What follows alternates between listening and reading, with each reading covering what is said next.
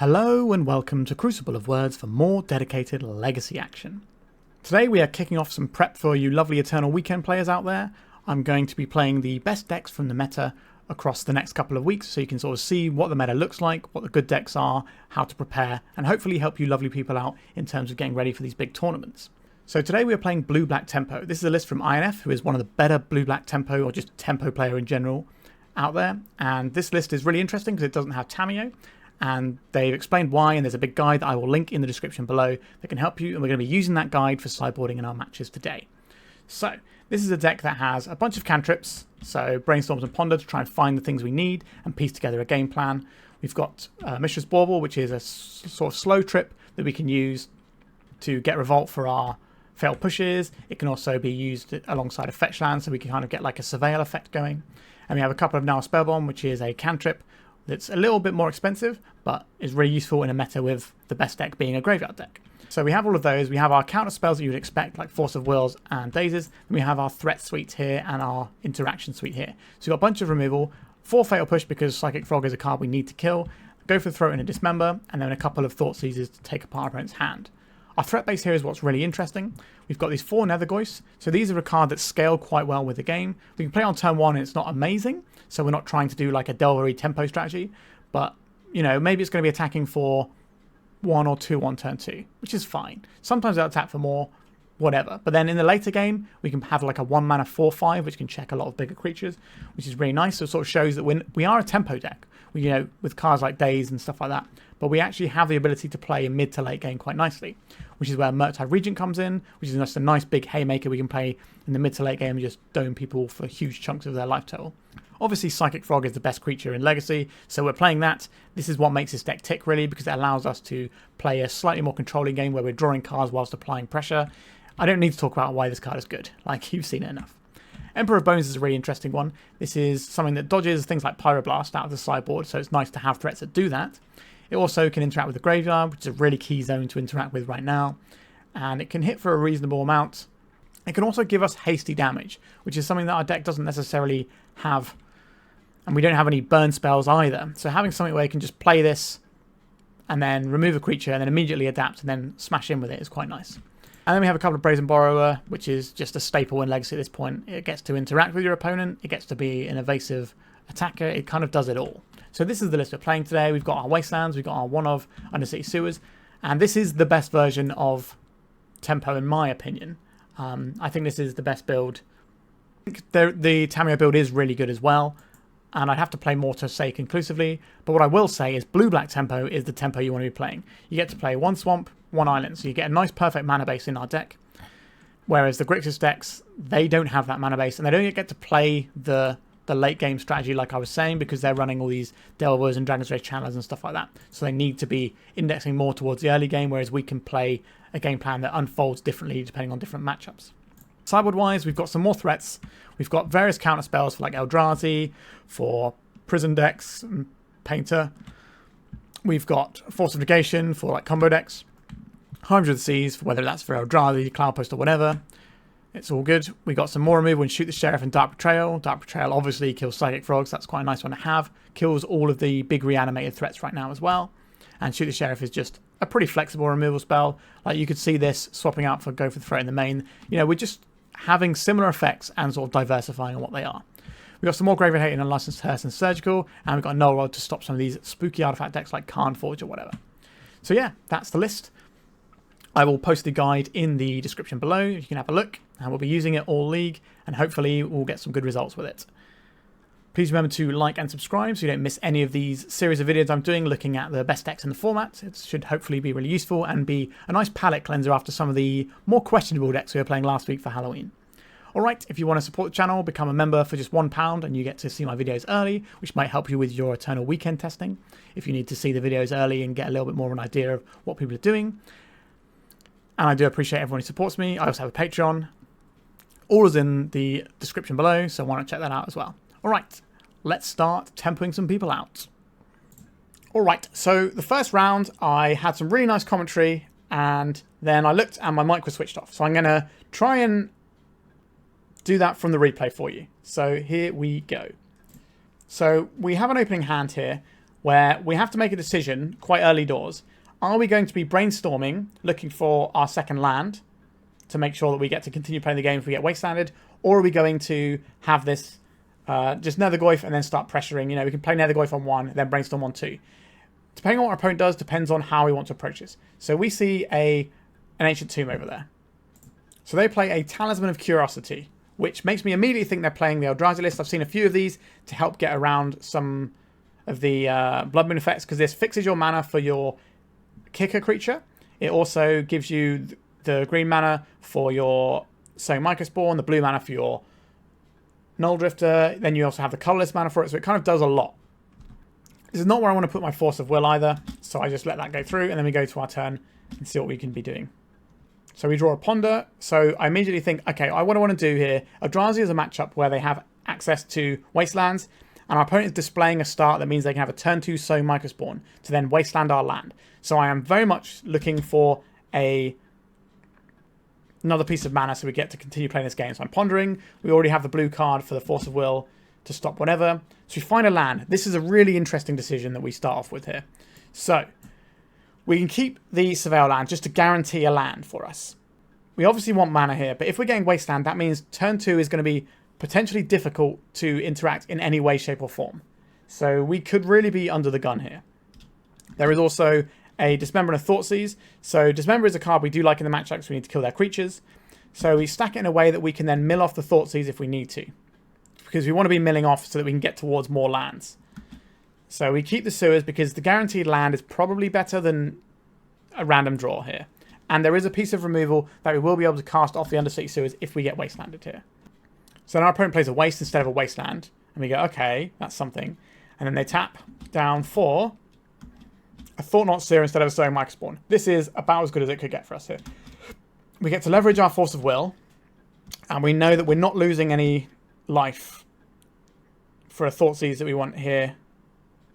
We're mainly concerned with creatures. We also get to deploy our Nethergoyf this turn. So we play the Undercity Sewers. We bin off this Thoughtseize. Right, we've got lots of removal. We're just going to lean into that. We get to deploy the Nethergoyf.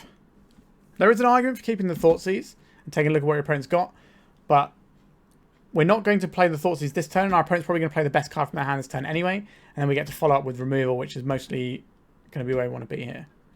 So now they Thought-Knot Seer. We have 2 pieces of removal, so this is not going to work either way. So they decide to take out our Nethergoyf, so we have less pressure here, because they can't take us off of removal. I'm not sure how I like that play from our opponent. We don't know what's in their hand, so there might be some stuff that informs that. But we are constantly taxing our opponent underneath this Ancient Tomb of theirs as well. So they're constantly battering themselves and making our job easier.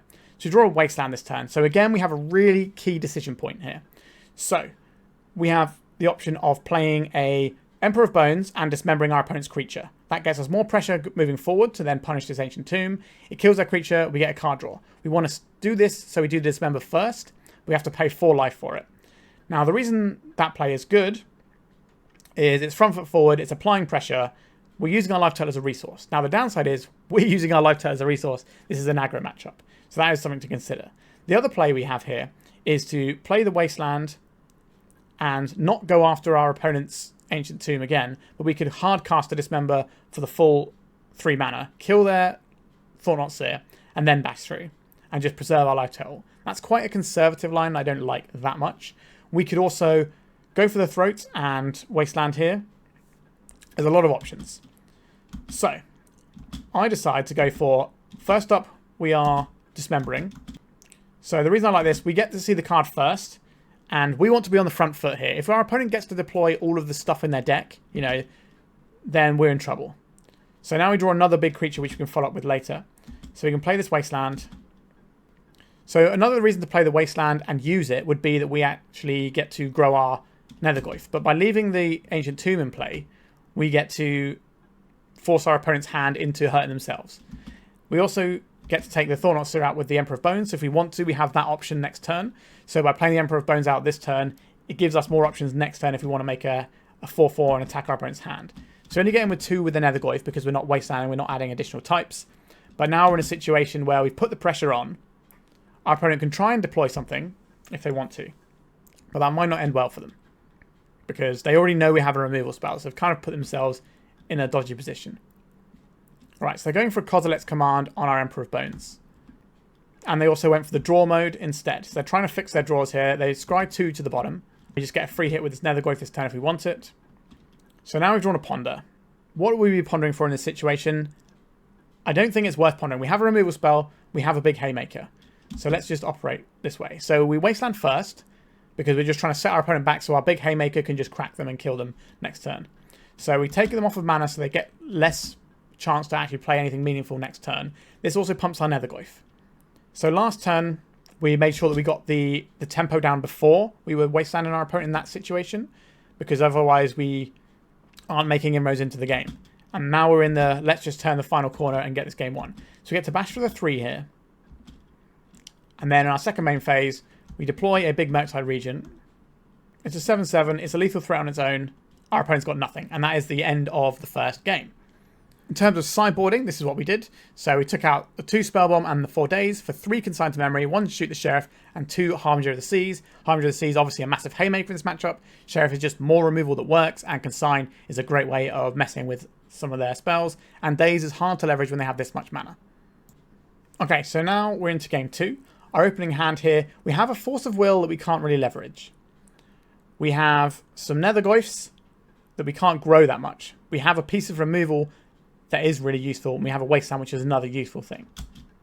Because the second Nethergoyf and the Force of Will are already basically blank cards, I decide to mulligan. Our second hand looks a little bit better. We have access to a Force of Will to get us there. We're on the draw, so I do the maths. How many draws are good for us that we can have? And I work out it's about half our deck, because we have 18 lands left to draw. We have the 8 cantrips as well. And you can include a Mishra's Bauble in there, but it's a slow trip, so we don't necessarily get to deploy the land straight away. So I decide that this hand is fine. We get to get rid of one of the borrowers. We don't need double of that. And then we have the Force of Will available if we need it. So we have an emergency button we can press. Our opponent begins with It Heralds the End. This is not worth doing anything to, because our Psychic Frogs will be enough to tangle with this when the time comes. We've got to save our resources to the things that matter. So we deploy this island so we can hold up a Consigned to Memory. We're also free of Wasteland. If this was not a basic island, I might have been dubious about keeping this one, by the way, because we could just be dead to a Wasteland. Right, so our opponent plays an Eye of Ugin, so this powers up a lot of plays that our opponent can muster. Right, so attacking for 2, that's fine by me. They did not play another thing, so this makes me think our opponent probably has a Kozilek's Command. That would be my guess, because they should be playing something out on turn 2 with this much mana. So now we draw into a Ponder here. So we obviously want to be pondering to try and get deeper into our deck. This is where our opponent should Kozilek's Command if they're going to. So they decide that they want to do that. So this is them playing around Consigned to Memory. So now we have a choice. Are we wanting to get rid of this Kozilek's Command? I decide yes, we have a spare Psychic Frog, so we can pitch one of those. And we just don't want our opponent getting more mana here, because they can just snowball ahead of us. And what we're trying to do here is ponder, find a land that we can then deploy this Consigned to Memory with. We had a bad few cards with the Ponder, so we shuffled and we drew a Swamp. So this is actually not the situation we wanted to be in, because now we're sat here with a Fatal Push when we want to be sat here with a Consigned to Memory. So things haven't gone on super our way on that particular turn. Alright, so now they play an Ancient Tomb and they swing in. So I have to decide here if I'm Fatal Pushing this now, or if I'm going to take the 2 and see if they play something second main phase. So I take the 2, try and leverage our life total as a resource. They don't play anything in second main. So now I'm thinking, what am I going to do here? Do I want to play a Psychic Frog out on an empty board? I think so. So that we fire off the Fatal Push here, because we're not going to be leveraging that next turn most likely. This way we can play Psychic Frog. If we draw a land, we have Psychic Frog plus Consigned to Memory. Now instead we draw the Wasteland. So it was one of the lands that didn't work for that play. Obviously we can play it out. We snap it off on the Eye of Ugin. This is a card that can produce multiple lots of 2 mana. So if they cast 2 spells in a turn, it's producing 4 mana. So we need to take that out. The downside is our opponent can have another copy, but our opponent's just going to fire off a spell here, and it's going to be a Kozilek's Command. Now, the reason we do the Wasteland first is so that if we want to do something like a Consigned to Memory to stop this, we can do exactly that. So rather than letting our opponent get 3 mana and their choice of the top 3 cards of their library, we decide to stop that with a Consigned to Memory, we let their card go in the bin, and then we move on. Alright, so on their turn, they just play a Grizzly Bear. That is pretty much best case scenario for us. Our opponent's done nothing there. And we've also managed to get our opponent to not leverage this Ancient Tomb very much. We've gotten a little bit of damage out of it, but they haven't got any big beefy bodies on the board. They did find another Ivugin, which is a shame. Right, so now we have a Polluted Delta. So we can choose to play this Polluted Delta, or we can keep it in hand. We definitely want to play the Psychic Frog, because this will check the Wastegate Battlemage. I would rather keep the Brazen Borrower in hand and pitch this land, so I'm not going to play the land out so that we can check their 2-2. If they play a it that heralds the end, then we have to make a decision about what we're pitching, if anything, here, because we might just take the 3 instead. But they play a Yavimaya, and then they seem to be passing, so I'm not really sure what's in our opponent's hand. They obviously were hoping to leverage these Kozilek's command. They took a relatively land-heavy opener with 2 payouts for it, and we managed to stop them both. And now we are able to untap with a Psychic Frog. So we draw a land for the turn. I now decide, would I rather just keep their creature off the board or draw a card? If we draw a card, we remove enough cards from our graveyard that we can't play a Murktide Regent, and that's a really big creature in this matchup. So I decide to attack without giving our creature flying and just use it as a removal spell. We're still drawing a card effectively, but the card we're drawing is a 0 mana kill target creature, and it's the creature that's on board. And yes, it does cost us discarding a card, but we're going to discard to the frog at some point anyway. So that's kind of what I choose to do there. Then we play this other land out so that we can get the Brazen Borrower down and pressure our opponent if that's the thing we want to do, and try and turn the corner on this game and just get it won before our opponent can draw some big threats and deploy them. They play a Wasteland, so getting a Surveil land here doesn't work for us. If we go and get a Underground Sea here, it will get Wastelanded. So this will take us off potential Murktide, but it's playing to the card that we have in hand right now and just getting this game over and done with. So they immediately Wasteland, we flash in a Borrower in response. Now we get to untap into Harbinger of the Sea. So unfortunately, if we'd have kept the land around, we would have been able to make this big Haymaker instead. So we were taking ourselves off of some plays by doing this, but we're playing to the cards we have right now. And this situation is fine, right? We're drawing an extra card. It might be a land, it might not be, but we are putting pressure on our opponent in a way that's going to be hard for them to recover from. And we also get to be additional cards every turn. We've drawn another Psychic Frog. We're going to play this because this gives us way more looks next turn at the land for the Harbinger of the Sea to just win this game. And our opponent's had enough and scooped it up. So that was the end of the Eldrazi matchup. This is a positive matchup for the deck. It's one of the reasons to play... Well, there's lots of reasons to play the blue-back deck. But that's the first round on the board. Sorry we had to do it via replay. I hope I remembered all the cool and insightful things I said. Let's go to round 2. Alright, our opener for round 2 is no good because we have no mana. So this is an easy mulligan.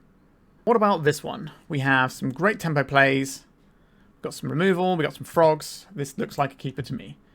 So we're obviously keeping both of our lands. We're obviously keeping the Daze. It's a case of which of these duplicate cards are we throwing back?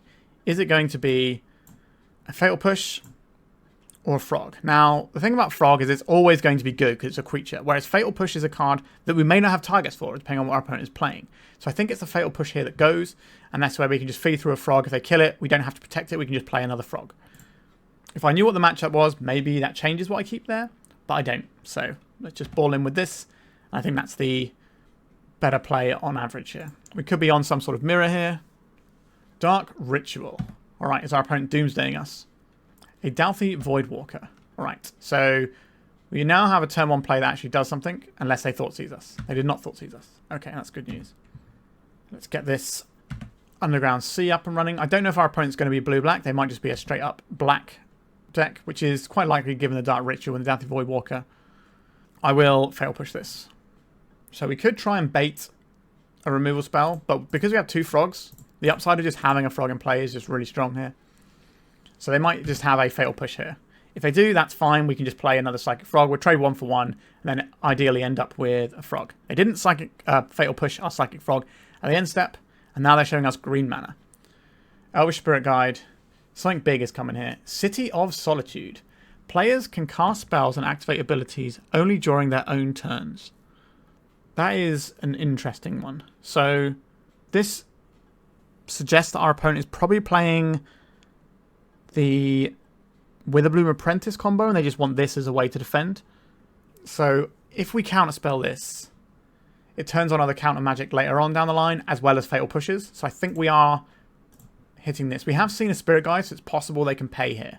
The other option is just to keep this Daze as a +1/+1 counter and try and race that way. But I think the fact that we've got another frog in the tank as well, we just want to make sure that our other interaction is something our opponent has to respect. Let's attack with this frog. We have so many 2-drops here. I think I'm just going to discard one Emperor of Bones and just get a little bit more damage in. Because the earlier you discard it, the more the damage mounts up. Okay, a Murktide Regent. That's pretty strong, but I think a frog is stronger. Especially since the first one didn't get removed. Next turn we can pitch 2 cards, make a Psychic Frog, then make a Murktide. So there's the Withering Apprentice that I was talking about. I do not believe our opponent's going to block with this. So we're trying to draw some removal here. Or counter magic. Am I pitching anything to this frog now? Is that necessary? So 3 here, this is a 6-turn clock, but we can change the clock. I think we don't need to do that just yet. We want to keep more cards in hand in case we have some like blue lands and stuff. Blue cards in our hand for purposes of Force of Will. I would like to keep up this Brazen Borrower because it might be the only chance we have. And because we counterspell that City of Solitude earlier, then our spells actually work now. Even though we didn't have anything in hand at the time, we had to make the decision, do we want to Daze this? Which might not do anything, right? We might just Daze this. We might have this thing in play and never draw interaction. But because we have a draw engine here and that's what we want to be drawing, it makes sense that we hit that. Is our opponent going to attack back? They are. I don't care about this. We are going to win this race handily. We could have deployed a Brazen Borrower there, but I just like having as much interaction as possible.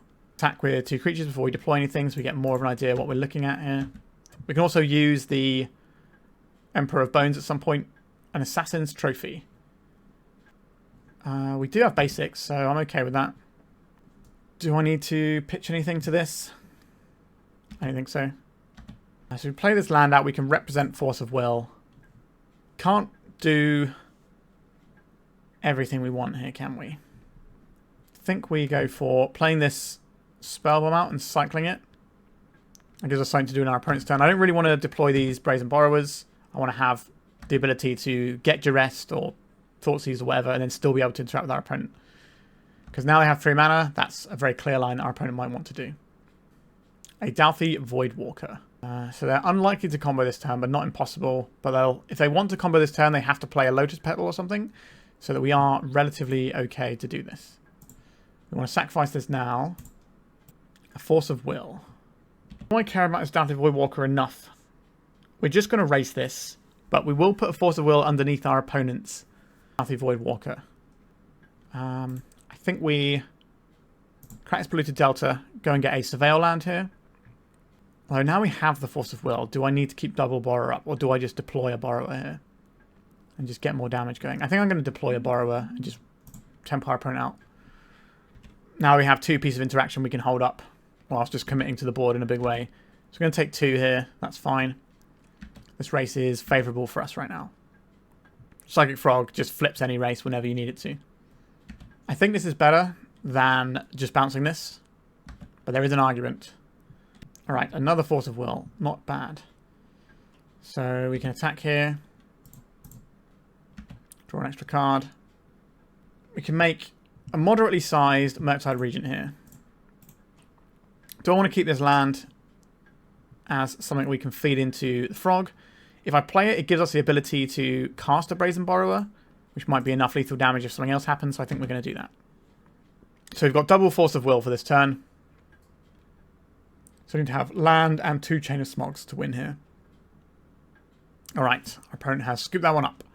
I do not have a sideboard guide for this specific matchup, but I think we can probably work out what we're doing.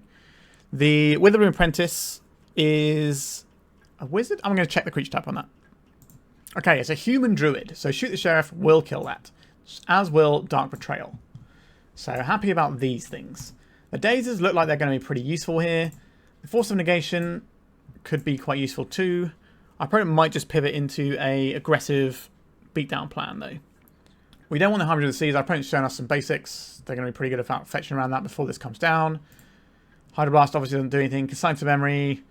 We're not trying to just counter those little bits and pieces. The only other thing here that we might want, I don't think we want Surgical. Like we could try and counter the first one and the Surgical, but I don't think that's worth doing. It's a case of do we want these Barragoyfs or not? I think the Nihil Spellbomb is showing us we don't really need that. So then do we have anything else that we'd like to cut? And if we do, then we can add in one of these cards. If we don't, we just leave it as it is. So things that interact with our opponent's combo, like Brazen Borrower, that makes sense. Force of Will, Daze, all these things are things I would like to have. Thoughtseize, that interacts with our opponent's combo nicely. We could shave a Wasteland and get another threat in, or get a Force of Negation in. That is something I would be interested in doing. I think if our opponent's going on the beatdown route, I quite like the Darkgoyf here, because that just means that we get to win the other side of the game.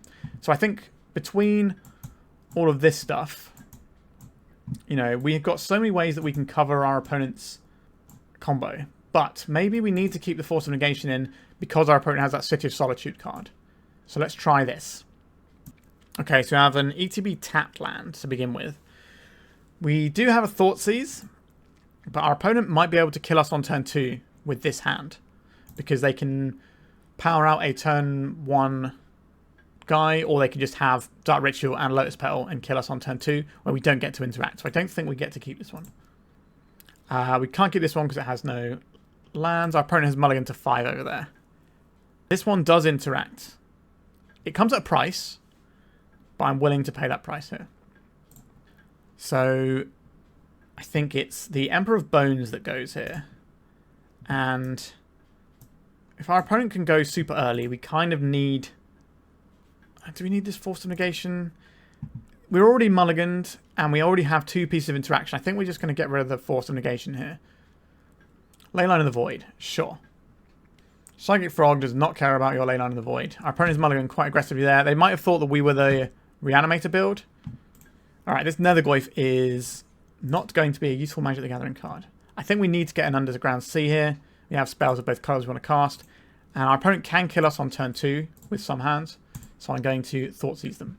Abrupt Decay, Verdant Catacombs. Alright, so they have our first frog covered.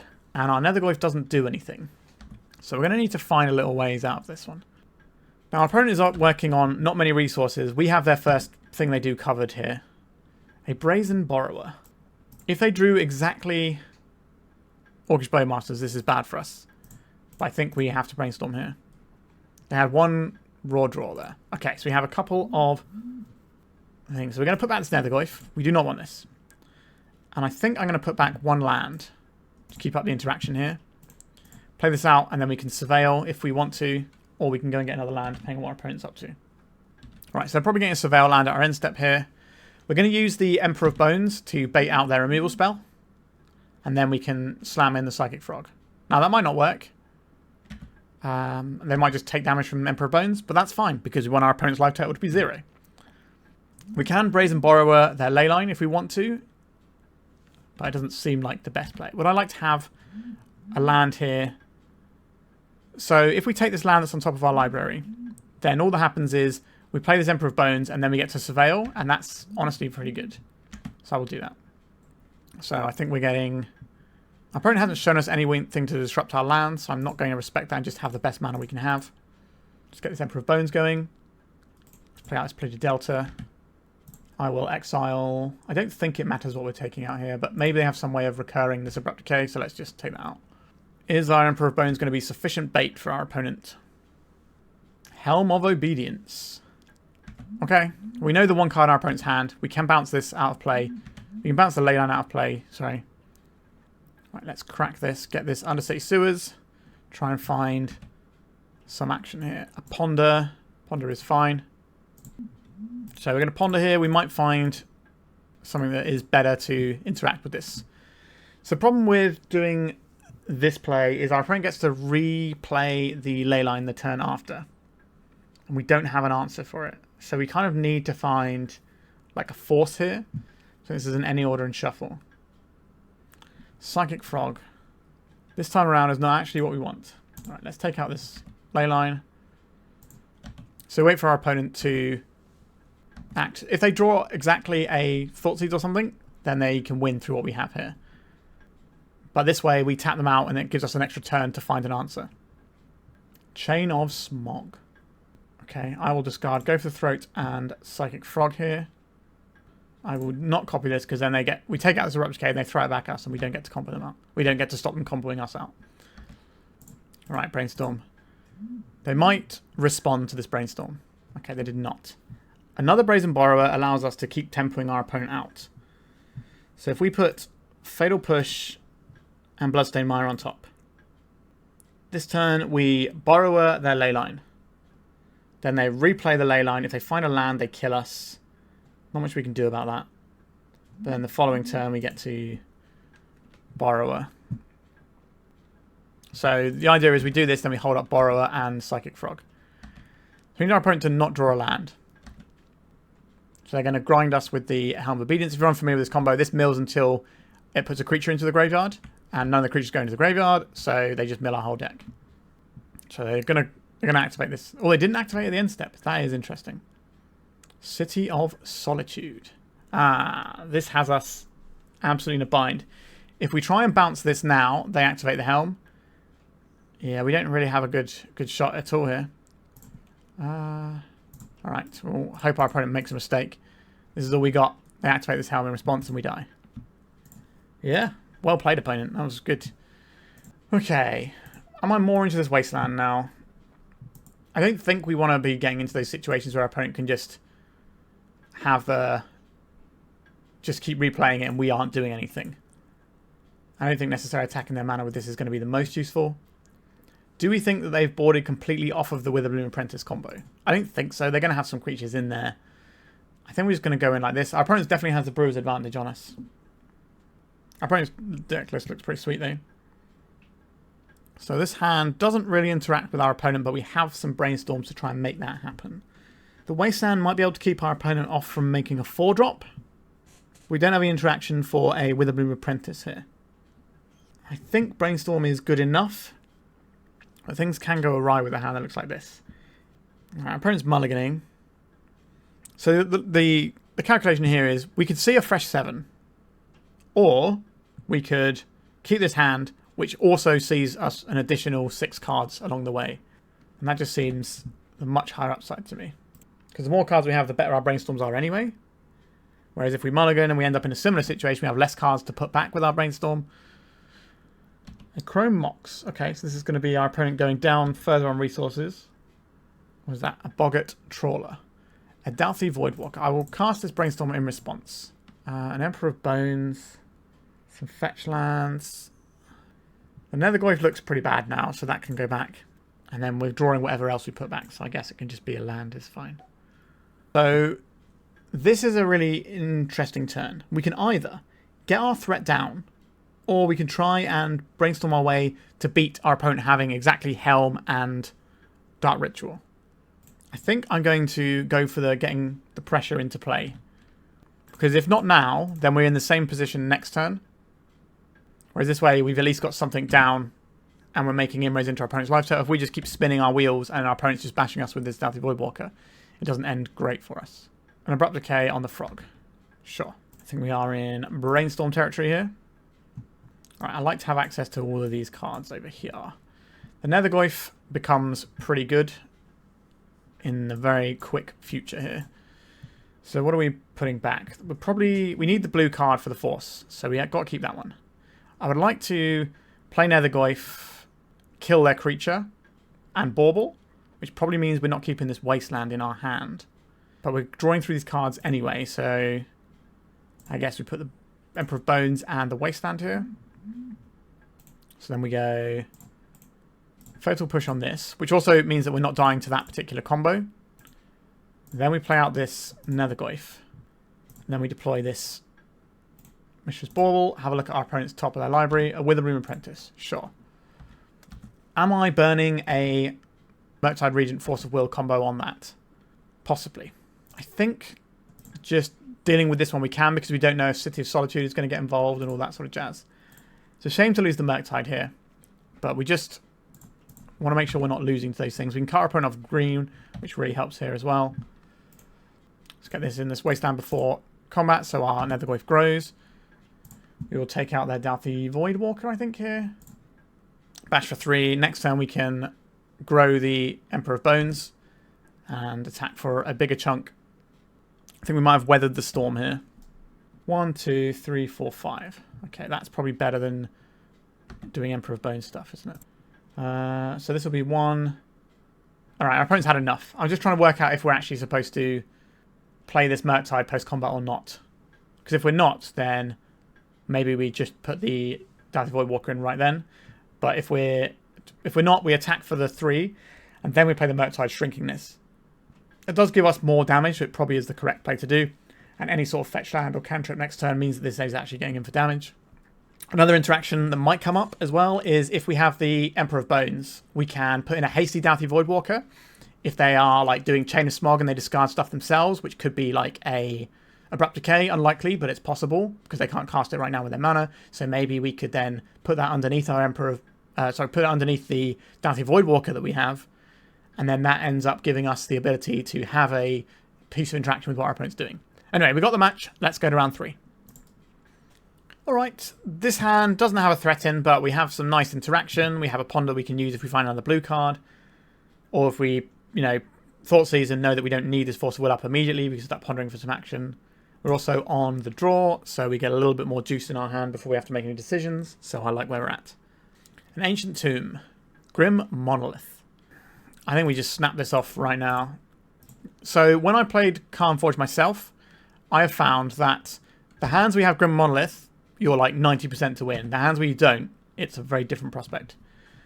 Okay, do I want to keep these fetch lands back so that we have access to Brainstorm food later? I think that's probably better than playing it out. Our opponent's unlikely to mess with our mana base. I think it is the Underground Sea that we play here. And by hitting the Grim Monolith as well, it means we get a nice clean look at our opponent's hand and maybe we can shut it down. Alright, so they are on the Coveted Jewel deck. So what am I most worried about here? They don't have anything to copy Artifact yet, so that's not an issue. It's probably the Show and Tell just to stop them getting out an early Jewel. So we can take that and then we can have another little look with this next Thoughtseize a little bit later on down the line if we need to. I think next turn is the Psychic Frog turn. And there's a Saga. It's a pretty nice one. I mind having access to a Wasteland here. Wowzers, trousers. Okay. It's Wasteland in. Do I want to take our opponent's copy artifact? Is that what I'm about? If we take the copy artifact, then that does decrease some of their more potent draws. And next time we're playing the Psychic Frog anyway. So I think we're just gonna. It's not the highest of priority things to take, but it's still pretty good. So I think we take the copy artifact here. And next turn we can jam the Psychic Frog. And hopefully these Ancient Tombs plus our Psychic Frog will end this game relatively quickly. A Planar Nexus here gives our opponent access to blue mana. One mystery card in hand. A Nethergoyf. That clocks harder, but Psychic Frog draws us cards. I think we're just on Underground Sea here, just have perfect mana because our opponent's not going to mess with our mana. Here comes the Frog. Let's pass it over. This is kind of the scarier turn. Alright, an Ancient Tomb. It's a lot of life our opponent's going to pay. But if they start doing their thing, then they're just going to pop off anyway. Right, so I think we attack here. I think we're just going to go for 1 damage and draw a card. A Daze is a nice one to have here. It's unlikely to be enough, but it's possible. So our opponent could tap out for a 6-drop next turn. And then we're just going to use this to get the Nethergoyf in. The damage Nethergoyf provides is far more than the 1 damage that we would get off the Psychic Frog.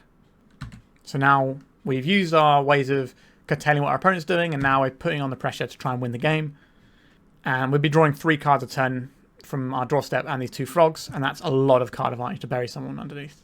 They go land, Coveted Jewel here, we can Daze it, and that should absolutely jam our opponent right up. Because they're going to be paying 4 life for the privilege.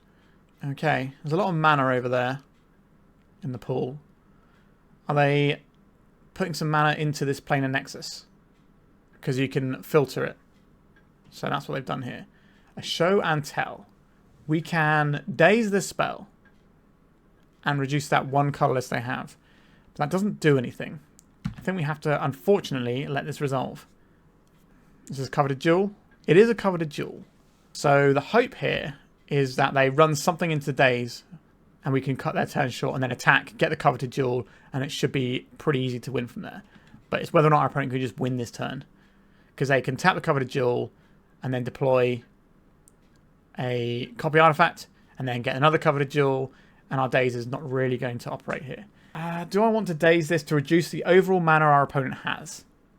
So the way we lose this game is if our opponent doesn't combo off. But if we just Daze this, then they know they can sack this if they want to. I think we just let this go. Because our Daze isn't doing anything here anyway. They won't pay for that Vexing Bauble, but they might crack the Vexing Bauble because they're under the gun here. And then maybe that gives us a shot to have this Daze work. Grim Monolith with 1 mana up. We can't interact because of the Vexing Bauble. Well, we can interact, it doesn't do anything. We can play our spell. A Vexing Bauble. Okay, so I think we might be seeing cracking 1 Vexing Bauble. Yep, so we're cracking 1. And we're hoping to see the other one cracked as well. We've only got 2 mana here, so a copy artifact is obviously bananas for them. We don't get to interact with this. This is real tricky for us now, because now they get another Coveted Jewel. That's 3 cards and 3 mana. Hopefully they have to crack this Bauble. It is certainly spinning out of control for us here. Okay, so they've cracked the Bauble, so now our Daze is live. If we get to attack and take both these Coveted Jewels, our opponent is absolutely toast. This could be a transmute artifact with no mana floating. That would be the best thing for us to see here. We can snag an important spell, cut their turn short, and take all of their Coveted Jewels away from them. Alright, they scooped it up because they know that we're going to take these Coveted Jewels off them. So if you're unfamiliar with these, when we attack them and a creature isn't blocked, then we draw 3 cards, gain control of the Coveted Jewel, and untap it, which is pretty bananas. So I don't think we have a specific guide for this, but I'm going to have a little look in the guide and see what is most applicable. I think this is kind of similar to the Karn matchup, the Karn Forge, so it's probably the Baubles, the Spellbombs, some Dazes, and go for the Throat. So I think we want these Consigned to Memories.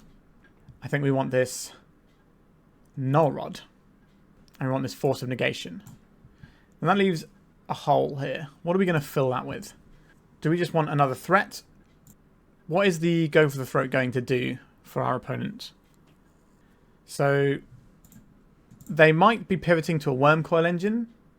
I think we'll keep a Daze in the deck and just have another Daze, because this isn't quite Karn Forge. It's slightly different. They have some 6-drops that they're going to, so maybe the Dazes are fine there. We probably don't need the Dismember here, so we can actually have the other Daze back. So we're sort of straying from the path a little bit here. But these Fatal Pushes, these are going to be real bad too. Are we supposed to get rid of these? Our opponent's not playing creatures out like that. I don't really like Surgical Extraction, but I think it might be better than some of the other options we have here. So I think I'd rather have these removal spells for like Wormcoil and stuff. And we can just have a threat. Just have a couple more threats. I don't think that really is going to make the difference here. Maybe a Bauble to help us beat down slightly quicker with a Goyf. Is a Go for the Throat on a Wormcoil Engine going to be enough? Probably not. Okay, so we've strayed a little bit from the Karn Forge sideboard plan because the deck is a bit different. But let's go in like this. Consigned to Memory is one of our best cards in this matchup. I would very much like to be able to leverage this. Wasteland is also pretty good. I'll keep this. We are on the draw, so our opponent might just be able to do something really busted. And these Dazes might be really bad, but we have the Brainstorm to put them away later. Right, if our opponent doesn't do anything here, we just Wasteland and start again. A Vexing Bauble. Okay, that's pretty strong. So now we have a horrible choice. Are we Wastelanding our opponent? Or are we Consigning to Memory? I think we're just going to Wasteland here. Because we can take them off of mana, so they're less likely to play their really, really good turns anyway. And if they just go like Urza Saga, Ancient Tomb and start bashing us with constructs, that's a good way to lose the game. Alright, an Urza Saga. I've seen this story before. Okay, so we probably want to play out this Underground Sea rather than use our fetch land that is going to be our source of shuffling away some of these Dazes, because they're not looking great in the face of this Vexing Bauble. Now, our Consigned to Memory works, so we're hoping our opponent doesn't make constructs this turn and they just go for playing some big splashy spell that we get to interact with. Do I want to Brainstorm at end step for velocity here? It means that we only get to throw away one of these Dazes, but it means that we can have multiple points of interaction here. Is it more important to get rid of these Dazes? I think it probably is. So we go Brainstorm here. So they're not making an Urza Saga construct this turn, so they are just tutoring for things. So as discussed, these Dazes are pretty bad. One to pitch to this Force of Negation if this Vexing Bauble leaves play. Am I holding up Consigned to Memory? Or am I holding up... Alright, I'm putting the Nethergoyf into play. We do need to get a threat into play. But I don't think we can go Shields down in this Consigned to Memory because it's the only thing that's really helping us out here. Now, our opponent might also have Defense Grids in their deck, which is just going to be a stone cold lock on what we're doing here. The Surgical Extraction here might actually be more useful than you think, Because if they have a coveted jewel and then let's say they transmute artifact it away, we can then get rid of all the coveted jewels in their deck. So they can't just chain them with the transmute artifact. And when they don't have coveted jewels in their deck, it doesn't look great. I think we have to crack this now just in case of the Pithing Needle. We don't just want to get caught without the ability to interact this turn. That would feel bad. The Surgical Extraction does cost us mana if we want it to get through this Bauble though. Another Planar Nexus. So they're not big into mana right now. Just the One Ring. I would happily consign to memory that one. Get out of here, you. Wouldn't mind something like a Brazen Borrower here, to be honest. So we can hold it up as a threat. So we can hold up this Force of Negation. And then next turn deploy the Nethergoyf. I think that's probably the safer play here. If we play out this BloodStained Mire, we have the ability to Brainstorm if our opponent doesn't play something we need to Force of Negation. But we lose our fetch land if we do need to Force of Negation. I think that's reasonable. It's definitely a trade-off, but it means that if our opponent does nothing, we still get to do something. And our opponent has used quite a lot of resources to get to this point, so they might not be deploying anything. I'd rather at least have a play that we can do that pushes our game plan forward, gets us the right tools. We might also see this Vexing Bauble cracked soon, if our opponent's needing some mana or whatever. Lots of things to think about. We can also do the really nice play of Brainstorm, and then we go and get a Surveil land to see even more cards in one turn. Soporific Springs, they're going to pay the toll? They are. 3 damage. First damage that we've done to them. A Grim Monolith. I think we hit the payoff at this point. Alright, they're not doing anything. So now we are sort of paid out for this play that we set up here. Psychic Frog is very nice. I like the Wasteland here as well. If we play the Wasteland, we're just holding up the Force of Negation. But do I like the Wasteland into this Grim Monolith? Probably not, actually. So I think we get rid of the Daze. And maybe it is the Wasteland here. And then we can crack this, go and find a Surveil land. Consign to memory. I would very much like to put this on top of my library. We do need to start winning the game now. So I think we're going to go for playing out the Nethergoyf and just holding up this Force of Negation. It's not a big clock, but it's not nothing either. We are kind of broadcasting this Force of Negation. The Consign to Memory is an awkward one because it's not always going to catch the things they're doing. So, like, they have some really important blue spells that Consign doesn't hit. So I can't just leave just that up and play the Frog, for example. Because if they play a Transmute Artifact here, we could Consign to Memory the trigger on the... If we Consign to Memory the trigger on the Coveted Jewel, that's pretty solid. But if they go and get the One Ring, that does not feel very solid. I think we have to Force of Negation this. And they're cracking their Vexing Bauble. This might mean they have a Force in hand, or it might mean they're digging for a Force. They have a Force in hand. So they have less mana now, so they're probably getting the One Ring. No, they can tap the Planar Nexus as well, can't they? But if they go for a Coveted Jewel and it doesn't pay out this turn, then we're in a good spot. They've only got 1 card in hand. Right, so they've got 3 blue in their pool. Casting a Mox Opal. Copy Artifact, so this is just another Coveted Jewel. Why not have your Gilded Lotus plus Ancestral Recall for 2 mana? Pretty darn good. And another one. So they're netting mana every time they do this. And obviously drawing a bunch of cards. A Copy Artifact. Yep. And they get to keep going. We could Surgical Extract their Transmute Artifact. That's something to think about. I don't think I'm going to. I have already gone through... Okay, in response to this Vexing Bauble, I will surgically extract the Transmute Artifact, I think. Transmute Artifact that we want to hit. Now, I probably have Phyrexian Metamorphs and stuff as well. And they've got 8 cards in hand, so they should be able to string it together relatively well. But if we get to untap and draw all of the cards, then that's probably going to be lights out. So if we'd have tried to do the Consign to Memory line, it wouldn't have worked because our opponent would have Force of Willed. Okay, so our opponent's got a lot of redraws in their hand. Look at this. So we've got 2 more Coveted Jewels they can now start playing. They can play the first one, then that makes a Phyrexian Metamorph. They don't have a Root to Victory just yet, though. What is their Root to Victory? Hard casting Emrakul, the Eon's Torn. It's a pretty good one. Okay. We can go hands off the wheel for now until our opponent cracks his Vectin Ball, and then we'll turn it off so our opponent... Right, there's a covered jewel. They can always just tax for black to kill our Nethergoyf. But this is going to be affecting Metamorph getting another coveted jewel. So Emperor of Bones is a good draw if they kill our creature here. Because we might be able to play it, get a Nethergoyf with haste, attack, and then we get to take all these coveted jewels, and then we just have a jolly good time. So that is our best draw here. And I will certainly brainstorm towards making that happen. Alright, our opponent has to go to clean up, a bunch of cards in hand, but maybe there's a chance we get to take these coveted jewels off of our opponent.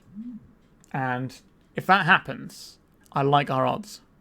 So we only have 2 Emperor of Bones. So step 1, Brainstorm. Did not find an Emperor of Bones. That means I think the Daze is clearly not going to do anything here.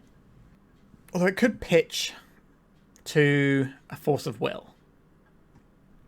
So we could be doing something like putting both lands back, playing the Frog, holding up Consign with potential Daze Force of Will backup if this Bauble gets cracked. Sorry, Consign Force of Will backup. The Daze is definitely not doing anything. So I think we are putting the lands on top. I don't like our chances here though. Opponent has a lot of mana and a lot of cards. The One Ring does not stop this, by the way. So this is if they attack you and they aren't blocked. So we can still attack our opponent under the One Ring. Coveted Jewel. Do I consign to memory this coveted jewel? Alright, our consign to memory got hard cast, Force of Will stopped. So they just get to continue rolling here. To continue dying, I think. Paradox Engine is obviously a very potent one. We will auto yield for now until this Vectin Bauble gets cracked. Our opponent knows we can't interact. The One Ring, so they get to draw the whole deck here, make all their mana. Yeah, they're just going to play an Emrakul here. I'm going to value our time because these games can be quite long sometimes. Alright, do I like how I've sideboarded here? Yes. I don't think I want to change anything. Harbinger of the Seas can slow our opponent's mana production down, and it can turn off the Urza's Saga. Is that better than the Barragoyf? Maybe. It also is a blue card. Maybe we'll try this. Okay, we got some interaction. Get to shut down their Urza's Saga play eventually and pitch one of these to here. We've got a Ponder as well. I think this is worth keeping. We're going to keep hold of the fetch land so that when we can find some Brainstorm action, we can change some things up in our hand if we need to. Classic Island Ponder. Let's go. It's an Island Swamp, but it still counts. Okay, so we have a 2-drop that we can deploy next turn with some counter magic. That seems good to me. And then I guess we put the Emperor down, further down. And we get to draw the Borrower. Because we're going to have to shuffle the other one away. That seems fine to me. The Emperor is more of a...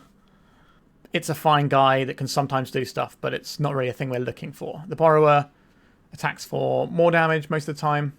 And it also has some form of interaction. We're getting a Swamp here because we're building up to the Harbinger. Just to make sure we can play additional frogs down the stretch. This might tell our opponent what we're doing a little bit. That we are planning to Harbinger. It might not stop many things our opponent does. But it can stop Urza's Sagas, and I think that's probably good enough. It also pitches to Force of Will, which looks a lot nicer. If these were the 2 Barragoyfs right now, our hand would be kind of awkward. Alright, an Urza's Saga. That does not tap for more mana just yet. So we might be able to get in with this Psychic Frog. Let's try and do that. I don't think we're pitching anything just yet. We've got a lot of cards that do a lot of different things. So we're just in. I don't want to just pitch my whole hand to this Murktide Regent. I think we are going to deploy this and try and take our opponent off of big mana plays as well as Urza's Saga. If our opponent forces this, probably force back, because if they really don't want this in play, it's probably worth us making sure it is in play.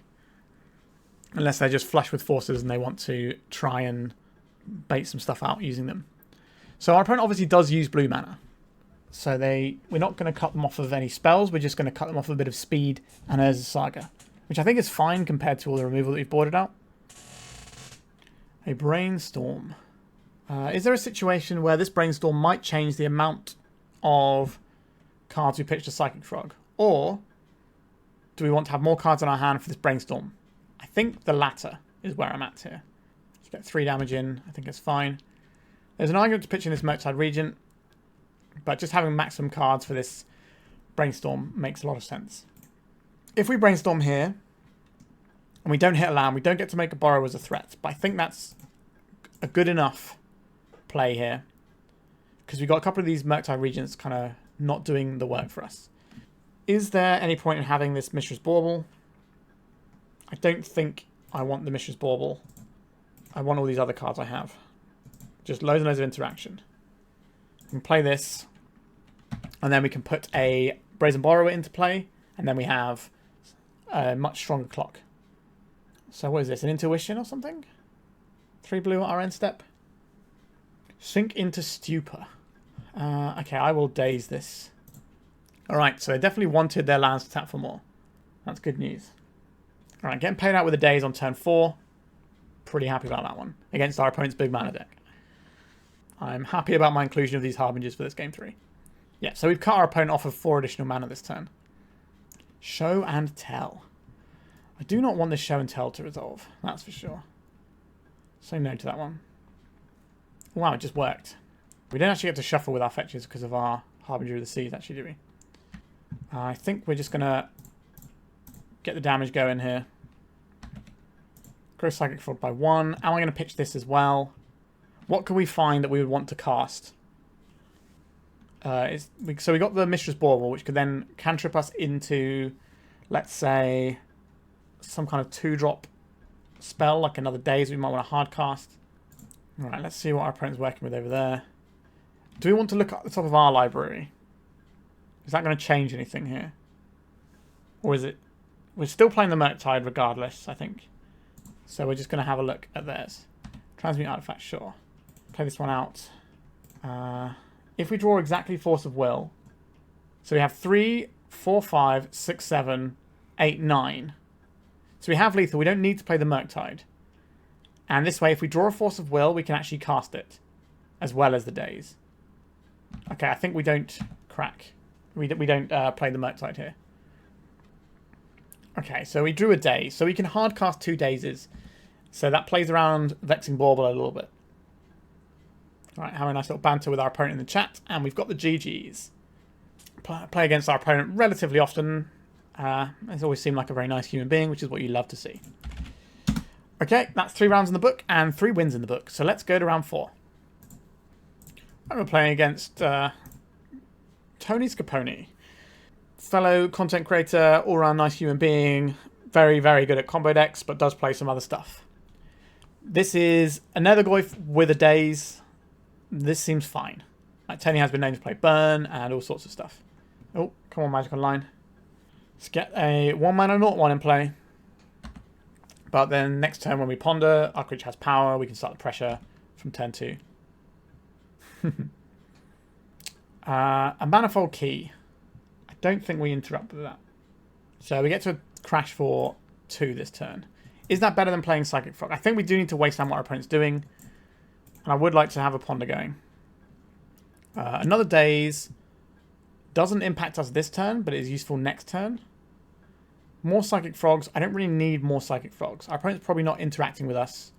Do I just want this Daze or not is the question. If we take the Daze, we also have to take the Psychic Frog, which could be a blue card that we could pitch. It could be a creature we discard that grows our Nethergoyf. That's probably good enough. That's a tough ponder. Do I keep that ponder or do I dig for something better? So what could we be looking for here? We could be looking for some hard counters. I don't know how good these Dazes are going to be.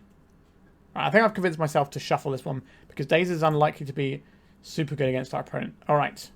We're slightly rewarded in a weird way because we get to grow our Nethergoyf additionally here.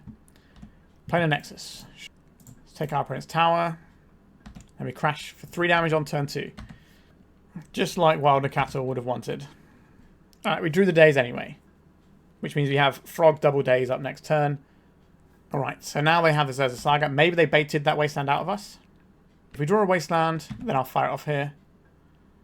We drew a Brainstorm, so this could be a Wasteland.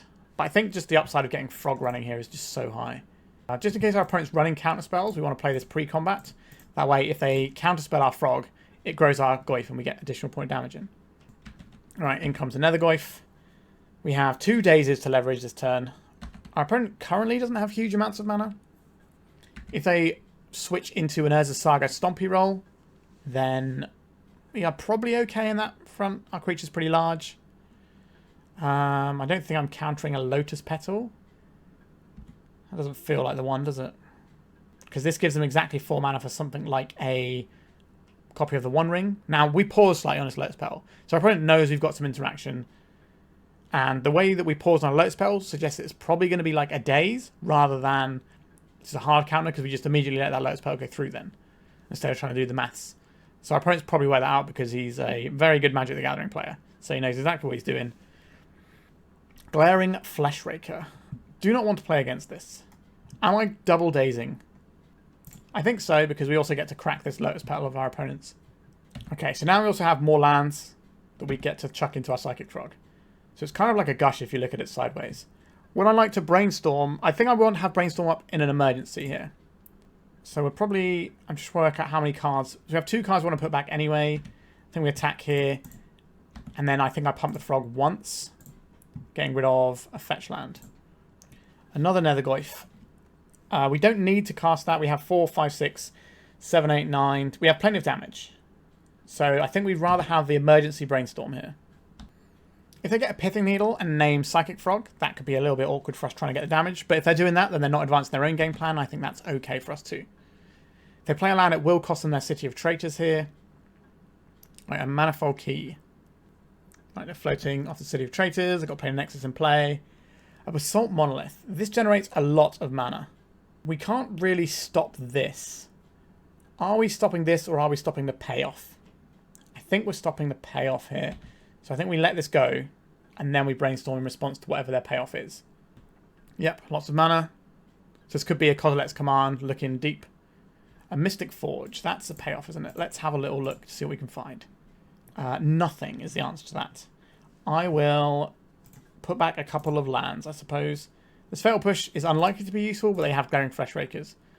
Okay, so they've still got this Manifold Key, which can untap the Monolith or the Forge, depending on if they want cards or if they want mana. I suspect they probably want mana, but we'll find out. Right, they're untapping the Monolith, playing a Petal, sorry. These are just coming off the top now, so anything they can just chuck into play is pretty good for them here. They know they have to win this turn or play a copy of the One Ring. Our opponent does look like they're playing full-on Carnforge, which I think is a very strong deck right now and will be played during my set of playing the top decks in the format, because I think it is in the sort of the second tier of good things you can do. We're going to lose the Frog. Okay. This is a little bit of a pickle, doesn't it? Are they going to block this Nethergoyf? I suspect they will. That's just more activations off the Mystic Forge. Or they just want enough mana. I think the Mystic Forge activations are more important at this point, but I could be wrong. Right, then let's just get in with the damage here. So what does that mean for us? Does that mean we want to kill one of their Eldrazi spawn tokens? We do have a pretty cool play where we bounce their Monolith in response to them keying it. That can be quite a useful play. Is that better than playing Nethergoyf plus a removal spell here? So we can take them off of 1 mana here. This also takes them off of 1 mana by doing this, but it can also cancel an untap, which is effectively 2 mana, because it's 1 to tap the key. So we can take them off of 2 mana, or we can produce 2 lethal threats that become more difficult. I think we play the Nethergoyf and hold up the Fatal Push for a Glaring Fleshraker. I think that's what we actually do here. Alright. Some mana is being generated. And they're untapping the Monolith. Here is the Glaring Fleshraker. This is the thing that we held up this Fatal Push exactly for. We'll go and get ourselves an Underground Sea. We'll kill this Glaring Fleshraker now. So this won't ping us anything, but they will get 1 spawn. And that is 2 of the Fleshrakers in their deck down. They've gone through a quarter of their deck. So statistically, it's a little ways down before they get another one going. They do have 6 mana plus the Lotus Petal if they need any colored mana, which they don't in their deck. So they just have the 7 mana available right now. But the Fleshraker means every spell they play digs them deeper as well. If they sack some guys, maybe we get to bounce one and swing for lethal. Our opponent is purely living off the top with this Mystic Forge, but Mystic Forge is pretty good at living off the top. Okay, this is a Kozilek's Command, which is pretty bananas with Mystic Forge. So they're going to scry, they're going to make a bunch of guys. It's going to be hard for us to push through all the guys. Yep. And they also get to stack their deck so they can play everything they want off the top with the Mystic Forge. I like our opponent's spot here. We don't have any direct damage that we can finish our opponent off. We're not playing like a Grixis build with lightning bolts, which is one of the advantages of Grixis, but I think overall blue-black is significantly better than Grixis. I don't think Grixis makes it even in the top few tiers at the moment, because you get to play this really sweet blue-black tempo deck that can play a little bit of a control role, and it also has access to one of each basic, which is huge. So there's a reason you don't see that much Grixis around in terms of the Grixis tempo decks. So yeah, we don't have lightning bolts. Although this is a matchup where playing... Okay, they put 4 on the top and 2 on the bottom. But I was going to say, this is a matchup where having red cards would actually be useful, because you'd have things like Meltdown, you'd have the lightning bolts with a little bit of extra reach when your opponent goes low in a situation like this. But I don't think it's worth it overall. Oh, Mishra's Research Desk. Haven't seen this one in a hot minute. It's a cool one. So what do they have here? A Basalt Monolith. They can cast that. It does cost them spawn tokens, and they might not want to lose spawn tokens. Another thing, the Research Desk. This will take the top card off their library, which might be the reason they're doing this. So they exile 2 cards and they choose one. Do we get to see all the exiled here? We do. Another Research Deck, so I'm playing Nexus. Okay, this Voltaic Key is good. It gives them another spin on the Forge or the Monolith. A Dismember. Okay, so this is lethal, right? So we Dismember one of these. We Petty Theft another one. They stop us from getting the Brazen Borrower back, but we do get to attack for lethal here. Alright, we got the game. So let's have a quick look at what our Karn Forge sideboarding plan is. Okay, Bauble, 2 Spellbombs, 2 Daze, and a Go for the Throat. These are the things that we're supposed to take out. And we're supposed to board in 3 Consign, Shoot the Sheriff, a Null Rod, and a Force of Negation. That makes sense. The Go for the Throat being changed into Shoot the Sheriff. They could sometimes have some sort of Wormcoil thing, I guess, so it's kind of slightly better, but kind of the same. And we play with this one. Let's go. Well, our opening hand has a Null Rod, so we're keeping this one. This is by far the best card in the matchup. Now, we will need to try and make sure we get a land for it, but we're on the draw, so we have 2 draw steps. Maybe we are brainstorming on 1, just to make sure we can Null Rod on 2. Ideally, we draw a land so we can just Thoughtseize and Daze, whatever. Mishra's Research Desk. Cool. I like this card. It's cool. Can we draw a land? We did not draw a land. So am I Thoughtseizing here? I think we hold up the Consign at this point, right? And then if they don't do anything that makes us need to Consign, we can then Brainstorm instead, looking for that land to drop this Null Rod. A Glaring Fleshraker. Well, this is something we have to consign to memory. Now we need to draw a land, I think. They're cracking the desk. So they get to play these until the end of their next turn. So Basalt Monolith is going over there. Sure. 2 cards left in our opponent's hand. Can we draw the land? We did not draw the land. So this means we're probably brainstorming, trying to find a land and then deploying something like a Thoughtseize. Okay. We don't want the Emperor of Bones. And we can probably get rid of one of these Fatal Pushes. Deploy this Polluted Delta. Are we Thoughtseizing our opponents here? Or are we playing a Nethergoyf? I think we go and get our Underground Sea. And I think I'm going to Thoughtseize. Just so we know what we're playing around. And the information is really good. Alright. I don't have anything that we need to worry about at present. And once we get this Null Rod in play, I think we are cruising to a victory. There is the Basalt Monolith. Are they unearthing their Mishra's Research Desk? That's fine. This isn't something we get to counterspell because of the way Unearth works. This is an ability from the graveyard. Alright. There's a Grim Monolith. Right, unearthing the desk. So, a copy of the One Ring and a Vexing Bauble. They're choosing the One Ring. Sure. So they can cast this next turn, but we're going to have a Null Rod in play for next turn. Alright, we'll slam this.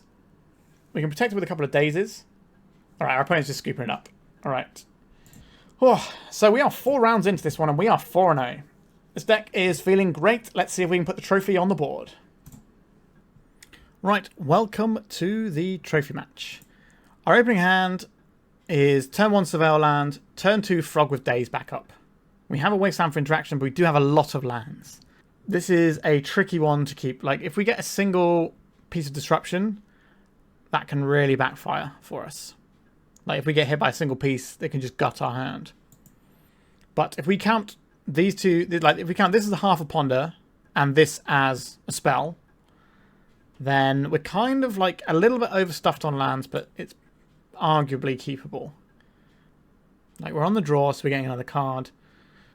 We do have some turn 0 or turn 1 interaction. This is probably the most difficult mulligan decision we've had this entire league. I'm going to keep this one. I could certainly see, like, if this was any other threat, then I probably wouldn't. But having a Psychic Frog backed by counter magic is pretty nice. Having access to our basics is nice. We're getting Blood Mooned on turn 1. Let's find out. A Sundering Eruption and an Ancient Tomb. Could be a turn 1 Blood Moon. It is a turn 1 Blood Moon. Alright. Very few hands we had would actually be able to do much of this anyway. So we might be in a spot of bother. A Murktide Regent. Okay. What do we want here? I think we just play out the swamp. I'm going to be reaching for my Hydroblasts in the very near future, I think. This is... If they've got like a good threat, then they're probably just going to run us over pretty easy doors here. That is the reason to play the red deck, in my opinion, is you get X number of free wins by playing a turn 1 Blood Moon. And free wins are kind of what you need in Legacy these days. Fable the Mirror Breaker. This is a fine Magic the Gathering card. Force of Will, a little bit on the late side. I think we play the Wasteland, because if we do break out of this, we want to have access to some blue mana afterwards as well. So now we're in a situation where we have to decide how much of our deck are we showing the opponent and how much are we holding back here. Because what do we need to do? We have some black creatures like Nethergoyf and Emperor of Bones that we can play in the spot that is okay.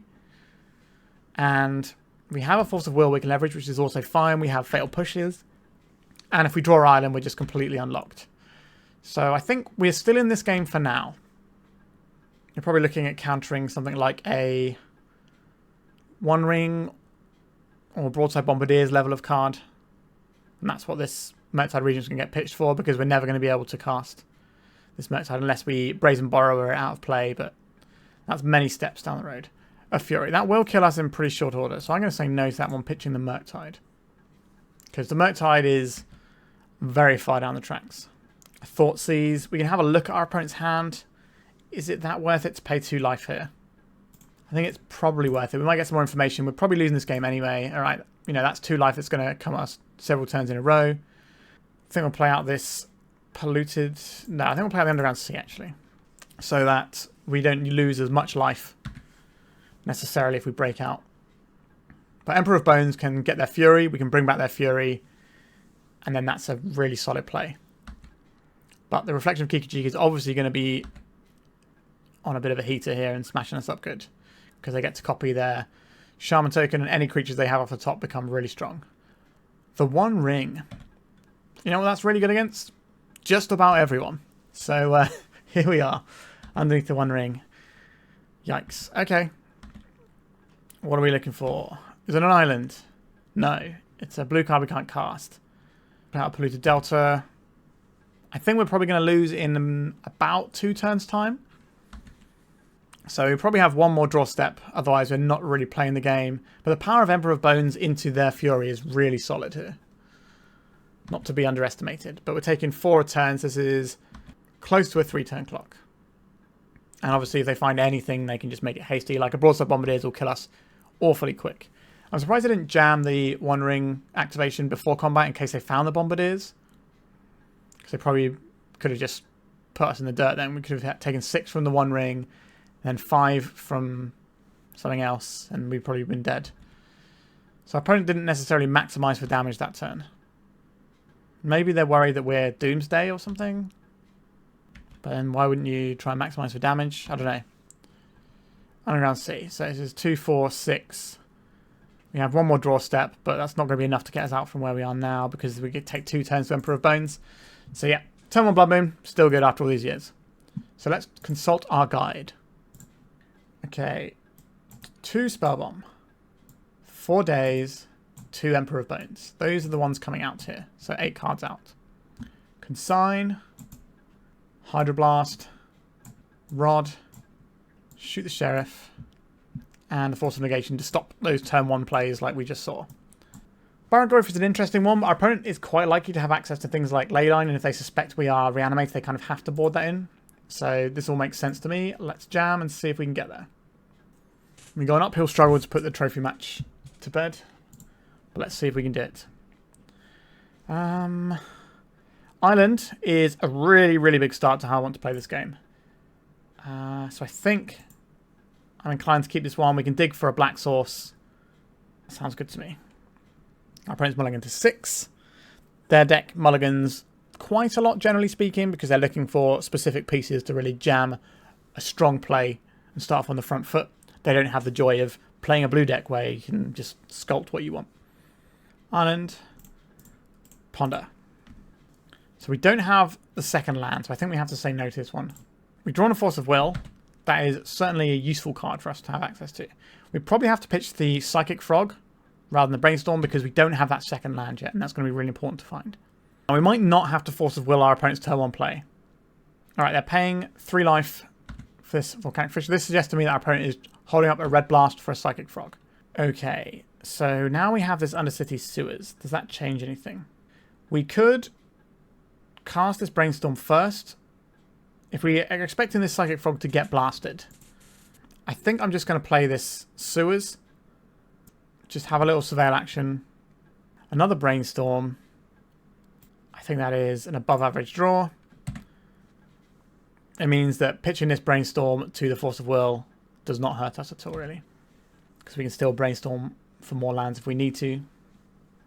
I would like to get a threat online as soon as possible. We don't have a very big threat available just yet. Blood Moon. So this is a really awkward one. I think we do have to just counterspell this. Do we pitch the Brainstorm here rather than the Frog? I think it is the Brainstorm this time around. We have one on top. We can play the Frog here, and then that might take our opponent off of making an actual relevant play next turn. The other option we have here is to Brainstorm, look for a fetch land so we can get black mana underneath us permanently in face of more Blood Moons. And if we're playing this Nethergoyf rather than the Frog, then that works. If we find another land, we can still play the Frog. Alright, I think I've convinced myself that I'm playing this Brainstorm, trying to find a fetch land, try and get us black mana underneath what's happening here. Okay. Did not find what we needed here, but we could play a Frog now, or we could play the Nethergoyf. The Nethergoyf swings for more immediately, unless you want to pitch loads of stuff. But Psychic Frog is really hard for a opponent to answer outside of Red Blast, but they paid 3 life for the Red Blast. So I just don't think the Red Blast is actually going to be that useful. So we're going to have instant, sorcery, artifact. It's going to be a 3/4, so it will die to a Fury. Interesting. I don't think we need the Null Rod for now. And it doesn't really matter what the next card is that much. If we take this Fatal Push, we can draw that off of this Mishra's Bauble anyway. Oh, I don't like how I've done this.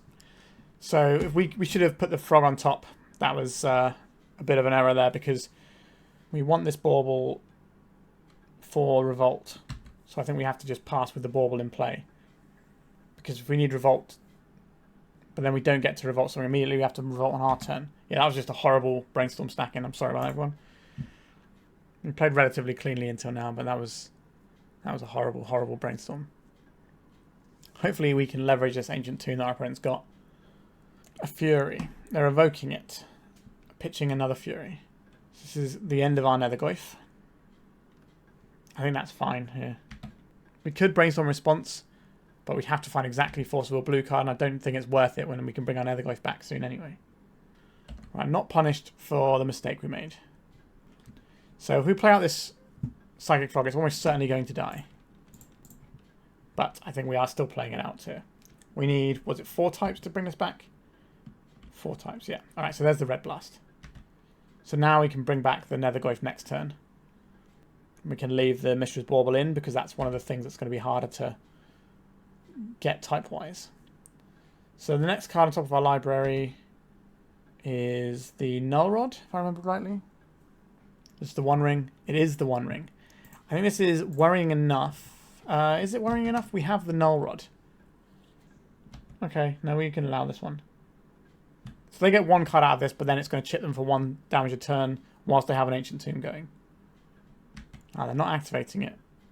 We have to tag ourselves with the Mishra's Bauble here. There's the Null Rod that we knew was coming.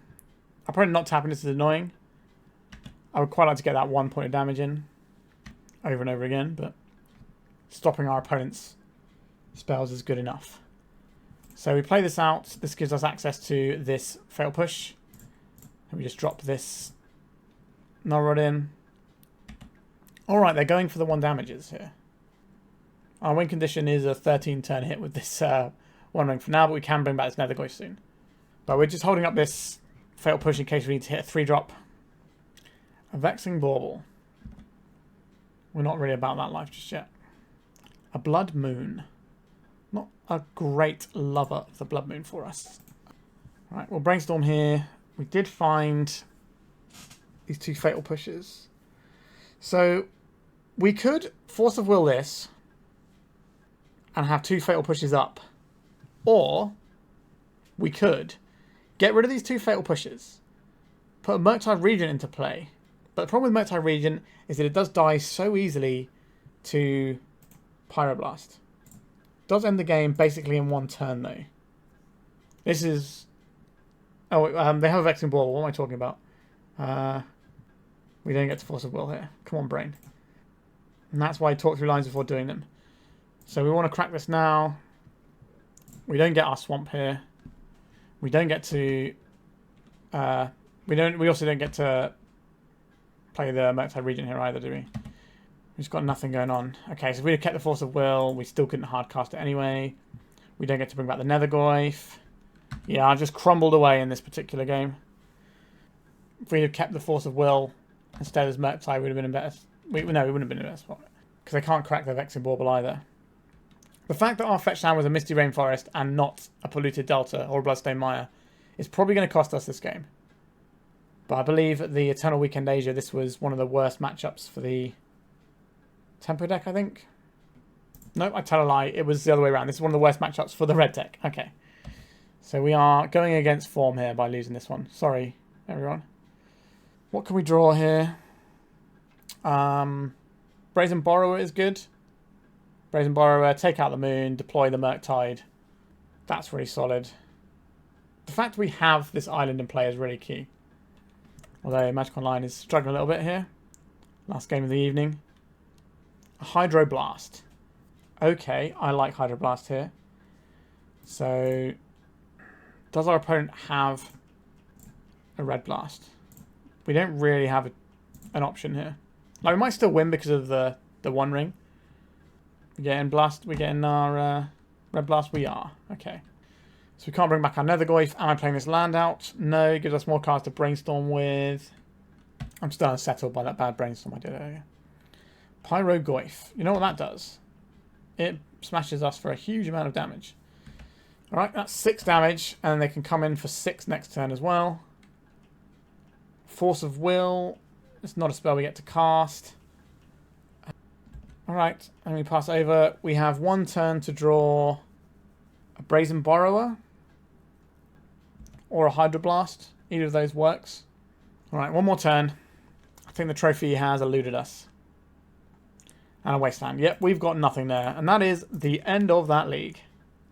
So we finished with a 4-1 record, which is pretty good. Relatively happy with the way we played that one as well, apart from the final round. I think we made a couple of mistakes towards the back end there. Like, I think that Brainstorm was probably the only real mistake there. The other plays we had just didn't matter that much. It's kind of much of a muchness. I think we're right to keep the Murktide, because if we find a Brazen Borrower, we can deploy a big threat, and maybe that wins us the game in 1 swing before they draw a Pyroblast. But I think that Brainstorm was wrong. It didn't actually matter, so our mistakes didn't matter there, but it's important to highlight the optimal way of doing things, especially when we're trying to get people prepped for Eternal Weekend. So, let's talk about this deck. Clearly, this deck is very good.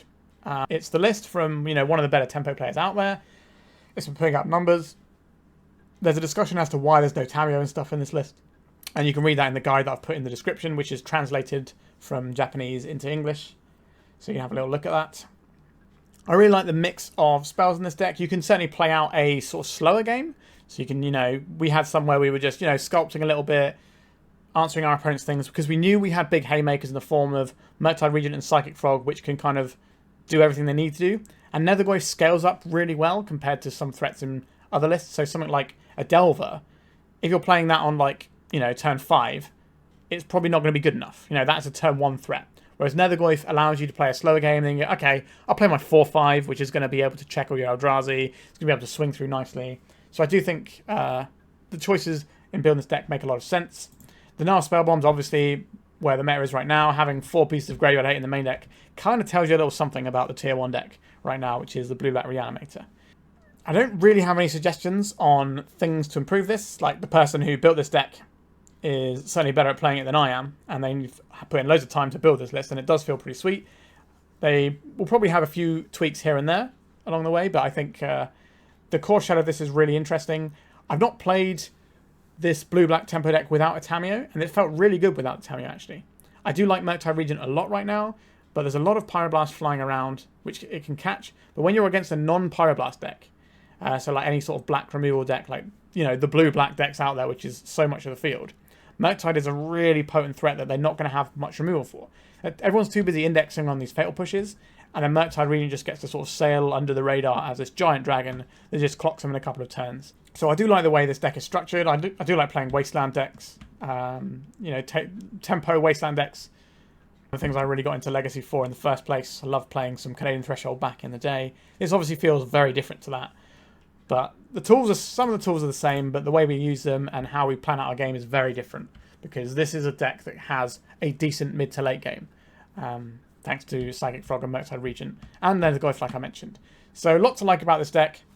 There are a few problem permanents that can get in our way, things like the Blood Moon. You are just going to occasionally lose to stuff that you don't have much agency for. But the fact is, this deck has lots of play to it. You get to make loads of decisions constantly, which means you get to sculpt your game plan, and if you're better than your opponent, you have more chance of leveraging that with this deck than you do with, let's say, a deck like Mono Red Prison, for example, where the decisions with Mono Red Prison are condensed into a much smaller frame, because you don't get to choose what cards are coming off the top. You have, what hand am I keeping, what sequence of threats am I playing, and what am I looting with Favor of the Mirror Breaker. That's basically... And obviously sequencing your lands. Those are the things you have to operate on the mono red decks. Now, those decisions are really important. There's loads of weight placed on each of them. But once you get that down and you understand those fundamentals, that's kind of it. That's not to say there's not a lot of skill in these red decks. There is a lot. But a deck like this, you can change your game plan a lot more readily, because you can say, I want to look for X, Y, and Z, and then you start using your cantrips to find it. So you can sculpt your game plan into... things like Emperor of Bones. Like, we had that game where we almost managed to find Emperor of Bones and then bring back a Nethergoyf and get the win that way. So, we can find some more niche ways of attacking our opponent's strategy at any given moment, which is, something I really like about this deck. It's really fun to play with. And, it's not the Blue-Black Reanimator deck, so you're not the big bad guy. And this deck has a very good matchup against the Blue-Black Reanimator deck. I'm just going to pull up the win rate matrix from the Eternal Weekend Asia for you as well. Right, so here we have it. So here is our blue-black tempo deck. So we have a positive matchup into Reanimator, a positive overall matchup as well against the meta. Really positive into Eldrazi, like we showed. Really positive into Mono Red, although we didn't really get to showcase that. We get absolutely annihilated by Painter, which is why I got confused with the Mono Red earlier. And we get annihilated by the Nardi Breakfast decks. The blue-white control decks are favourable for them as well. But, you can see some pretty solid matchups here. But the fact is, you have a lot of play and a lot of agency here. You have a couple of dumpster matchups that are just really bad. But for the most of it, you're in and around it, right? So I think that's really interesting and definitely sells you on playing this deck as an option. So I hope this has given you some food for thought for Eternal Weekend. By all means, let me know in the comments what you think of this one. Like I said, it's not my list. It's INF's list, and they are... definitely one of the go-to people looking at this sort of archetype, and it felt really solid. Right, thank you so much for watching. Please remember to like and subscribe. We're going to be playing all the top decks over the next couple of weeks, so stay tuned for that. And you can become a YouTube member as well if you want to help me and see those videos early so you can get extra prep in. By all means, do that as well. Helps the channel out, only costs you £1. I appreciate everything. All right, thank you so much for watching, and goodbye. If you'd like to support me in the channel, please check out my Patreon. It has a free guide to budget Turbodepths as well as 3 tiers of support. A low cost one that enters you into my monthly raffle for a free donation deck on the channel, a mid-tier subscription that gives you access to my detailed Turbodepths guide that is updated every month as well as regular articles, and lastly the higher tier gives you all of the above as well as a monthly donation deck for my channel. If you're interested in supporting the channel this way, please check out the link in the description.